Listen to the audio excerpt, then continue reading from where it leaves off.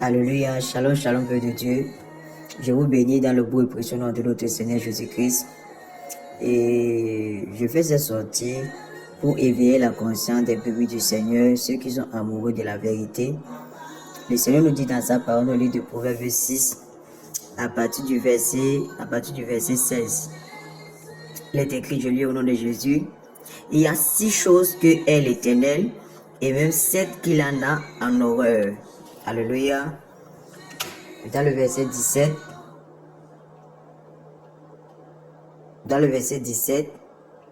il nous fait comprendre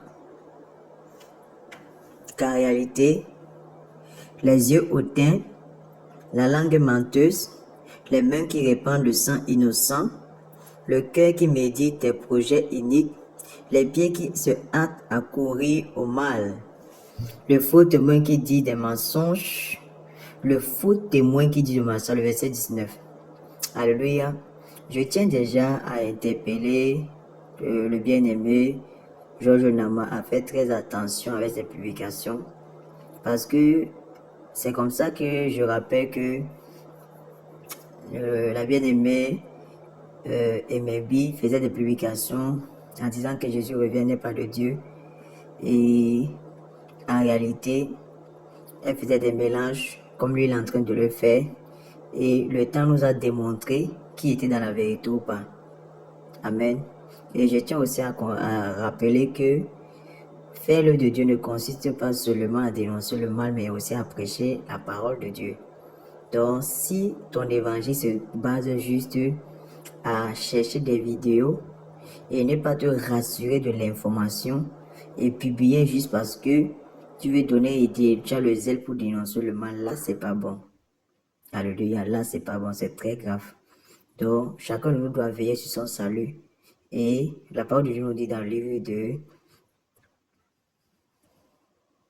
de Jacques, chapitre 3, que ceux qui enseignent la parole doivent faire très attention, parce qu'en réalité, ceux qui enseignent seront traités plus durement.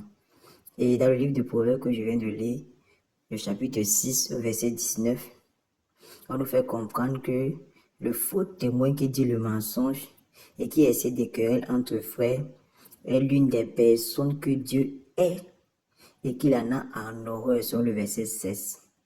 Donc, j'interpelle notre bien-aimé, le frère Georges Nama. Je dis frère, pourquoi? Parce que il parle de Jésus. Il prétend être chrétien, mais en réalité, nous devons discerner et marcher par l'esprit.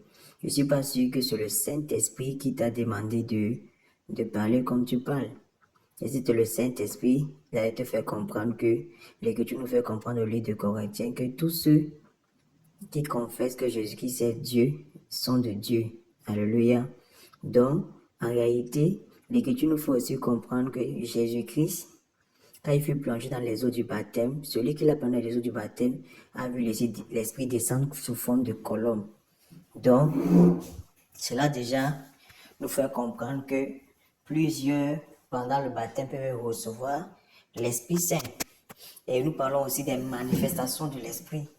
Donc, chacun manifeste l'Esprit selon la dispensation que l'Esprit l'a donnée.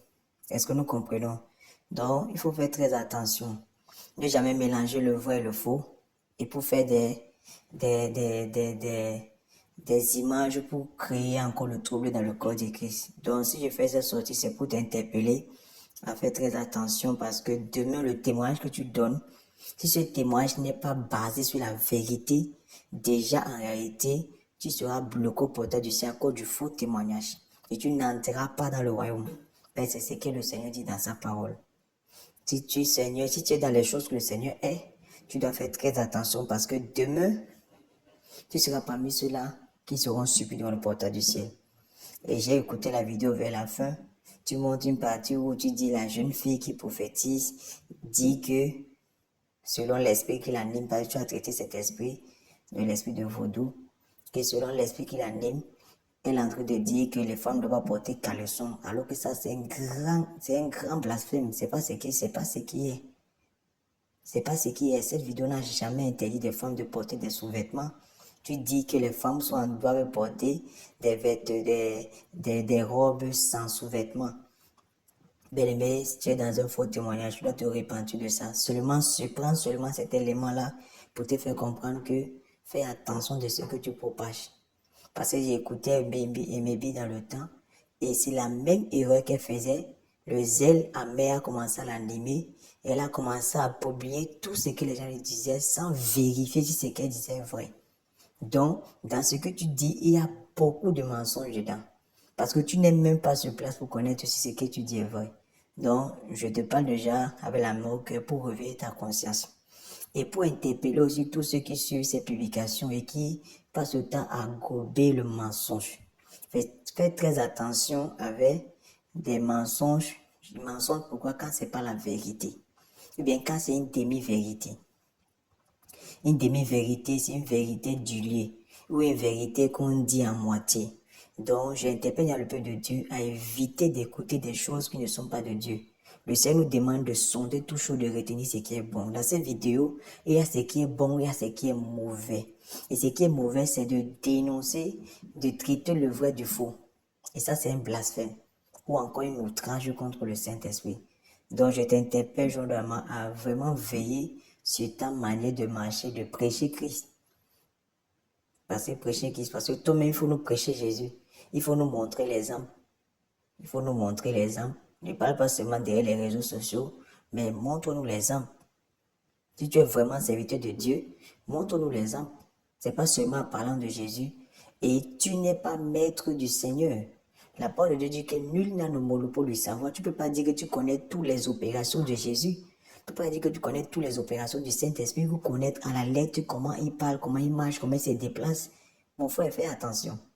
Cette vie chrétienne-ci, c'est une vie qui n'est pas facile. Il ne faut pas encore venir ajouter des jougs sur le corps du Christ.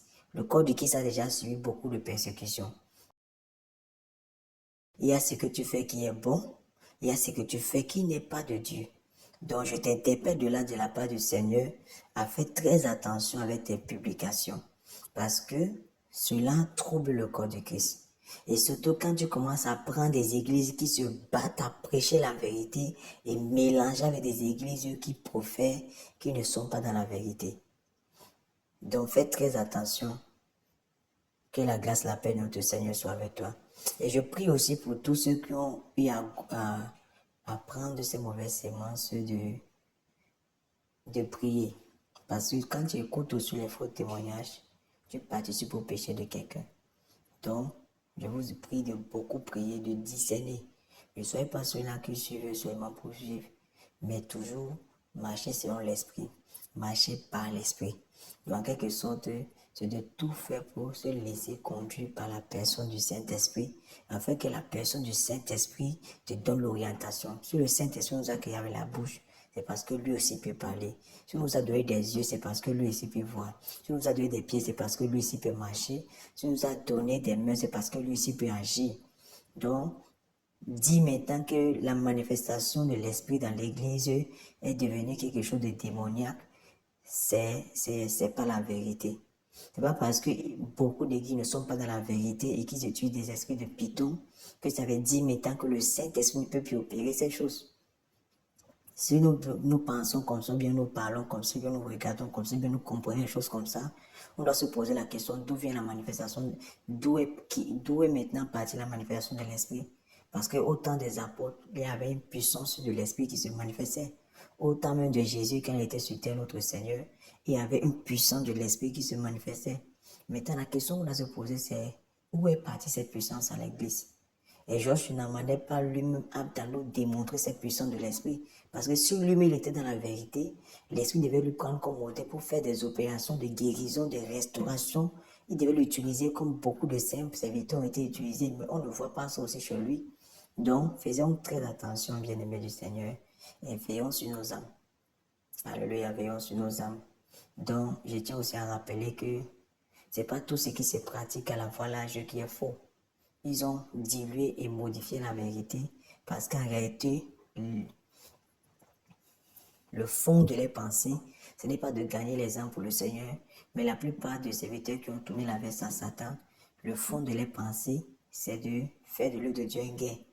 Mais maintenant, c'est pas parce que d'autres se sont tournés et manipulent les brebis du Seigneur dans le but de raqueter leur argent que ça veut dire maintenant que ce qui est biblique doit être rejeté parce qu'ils pratiquent ça. Donc, j'interpelle le corps de l'Église à être beaucoup vigilant et à veiller.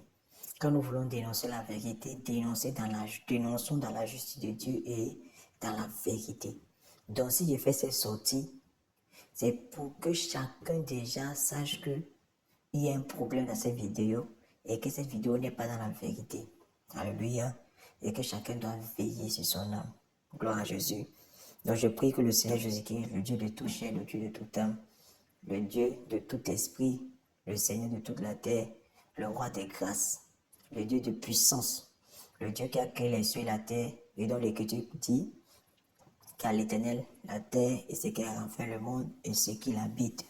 Donc, nous croyons que Jésus-Christ, le Dieu de grâce, nous révélera la vérité. Il a dit dans sa parole, dans Jérémie 33, verset 3, invoque-moi, je te répondrai, je te révélerai des choses cachées, des choses que tu ne connais pas.